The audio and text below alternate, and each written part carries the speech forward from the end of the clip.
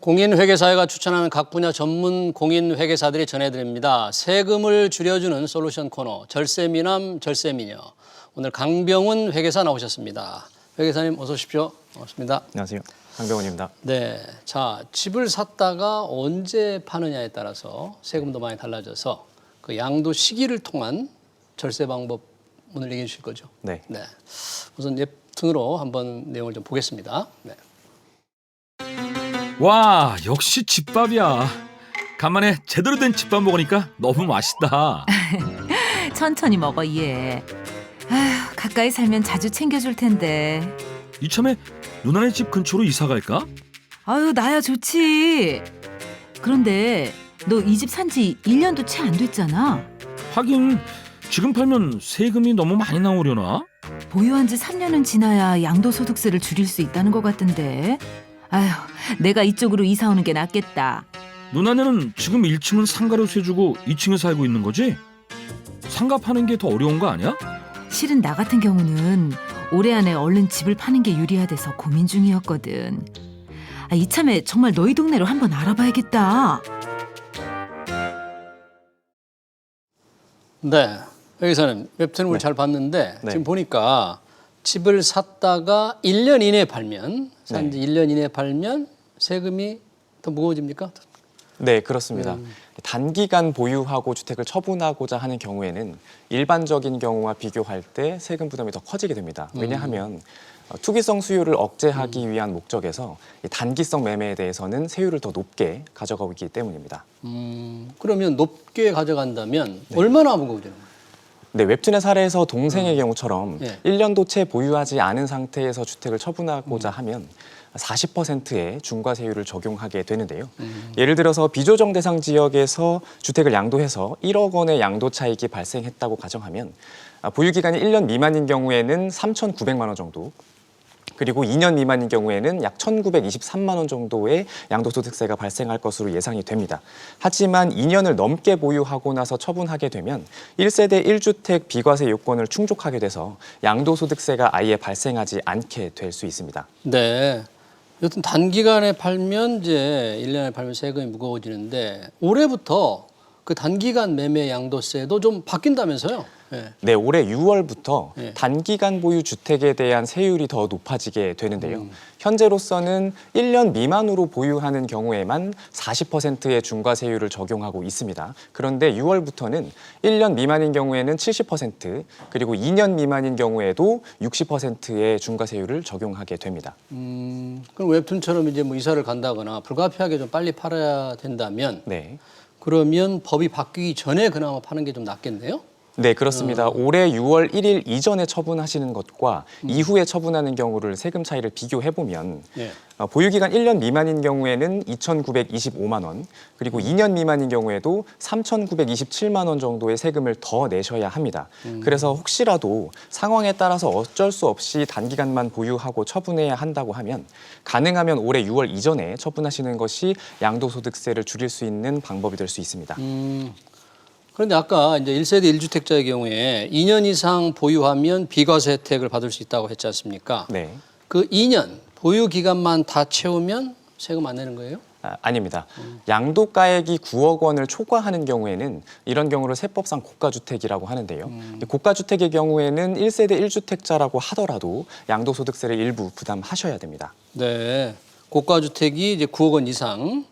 그러면 2년 이상 보유도 비과세가 안 된다. 네. 그렇잖아요? 네네. 그러면 양도 시기에 따라서도 이게 달라질 텐데 세금이 어떻게 달라집니까? 네, 비과세 혜택을 못 받는다고 하더라도 양도 시기에 대한 고민은 계속 해보시는 게 좋은데요. 왜냐하면 언제 양도하느냐에 따라서 공제받으실 수 있는 장기 보유 특별 공제 금액이 달라지기 때문입니다. 장기 보유 특별 공제는 기본적으로 보유 기간이 3년 이상인 부동산에 대해서 적용을 하는데요. 1세대 1주택자에 대해서는 특히나 더 높은 적용세율을 받으실 수 공제율을 적용받으실 수가 있습니다. 우리가 뭐 장특공제 그러잖아요. 네. 굉장히 좋은 혜택인데 네. 올해부터 그것도 좀 더 까다로워지는 쉬워지는 거죠? 네, 맞습니다. 최근에 세법이 개정되면서 장기 보유 특별공제도 개편되었는데요. 과거에는 이름 그대로 장기 보유, 그러니까 보유하기만 했으면 보유 횟수당 8%를 공제받을 수가 있었습니다. 예를 들어서 10년간 보유하고 처분했다라고 하면 80%를 공제받는 방식이었는데요. 그런데 올해부터는 그 보유 기간에 따른 공제율이 4%로 줄어들었습니다. 예를 들어서 똑같이 10년간 보유하고 처분했다면 40%만 공제받게 되는 겁니다.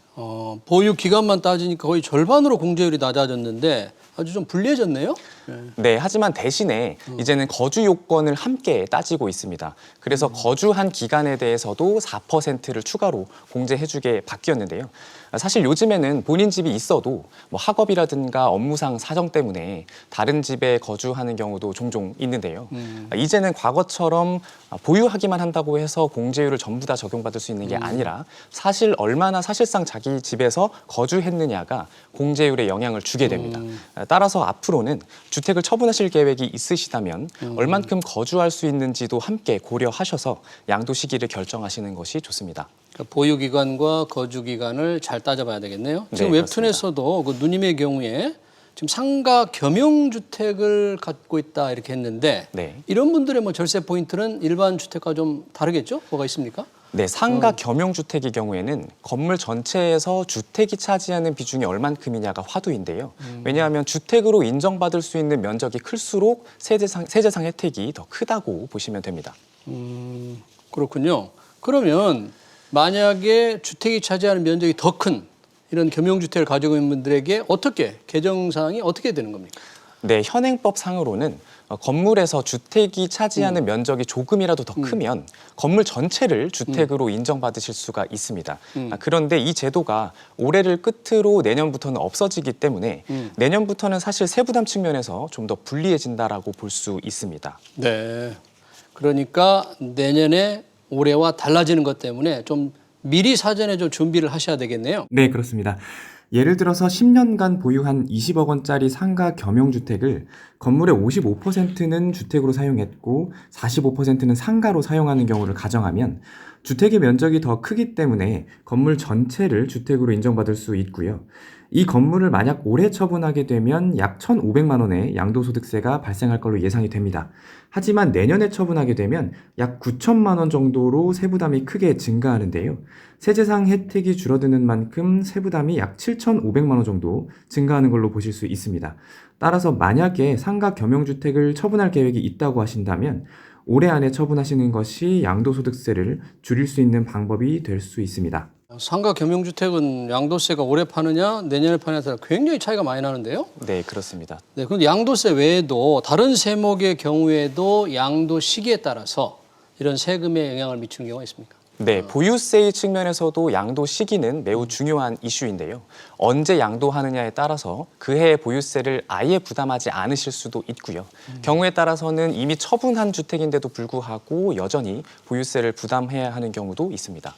이미 팔았는데 보유세를 부담해야 된다? 네. 그건 되게 오래할 것 같은데 그럼 양도 시기를 언제로 해야 할까요? 네, 부동산 보유세의 경우에는 매년 6월 1일을 과세 기준일로 하고 있습니다. 과세 기준일이라는 것은 그 날짜에 부동산을 가지고 있는 사람이 그 해의 보유세를 부담한다라는 건데요. 예를 들어서 6월 1일 이전에 처분하게 되면 상반기에 주택을 갖고 있었다고 하더라도 보유세를 전혀 부담하지 않게 됩니다. 하지만 7월이나 8월 달에 주택을 처분하셨다라고 하면 6월 1일자로는 아직 주택을 갖고 있었기 때문에 그 해 보유세를 9월 달에 재산세, 12월 달에 종합부동산세를 내셔야 하는 겁니다. 만약에 이제 반대로 사는 입장이라면 뭐 가능하다면 6월 1일 이후에 사는 게 좋겠네요. 네, 그렇습니다. 매수를 계획하고 계시다면 잔금 청산일이나 소유권 이전 등기일을 6월 1일 이후로 하시는 것이 보유세의 측면에서는 훨씬 유리합니다. 뭐 세금이 워낙 크기 때문에 집 파는 시점을 언제로 잡느냐에 따라서 절세가 굉장히 다른데 오늘 얘기 좀 종합 정리해 주시죠. 네, 첫 번째로 1세대 1주택자의 경우에는 9억 원을 초과하는 고가주택이 아니라면 2년 이상의 보유기간을 확보함으로써 양도소득세를 면하실 수 있습니다. 만약에 조정 대상 지역 내에 있는 주택이라면 2년 이상의 거주기간도 확보하셔서 1세대 1주택자 비과세 혜택 꼭 챙기시기 바랍니다. 두 번째로 상가 겸용주택의 경우에는 건물 전체를 주택으로 인정받을 수 있는 것이 올해가 마지막이기 때문에 예를 들어서 만약에 처분하고자 하는 계획이 있으신 분들은 올해 처분 계획을 가져가시는 것도 양도소득세 측면에서는 유리할 수 있습니다. 그리고 마지막으로 보유세 측면에서도 6월 1일이 과세 기준일이라는 점 꼭 기억하셨다가 매도하는 입장이라면 6월 1일 이전에 그리고 매수하는 입장이라면 6월 1일 이후에 매입하시는 것이 보유세를 줄일 수 있다는 점에서 참고하시면 좋을 것 같습니다. 네, 양도 시기를 통한 조절을 통한 절세 방법 잘 들었습니다. 지금까지 안세회계법인의 강병훈 회계사였습니다. 고맙습니다. 감사합니다. 네.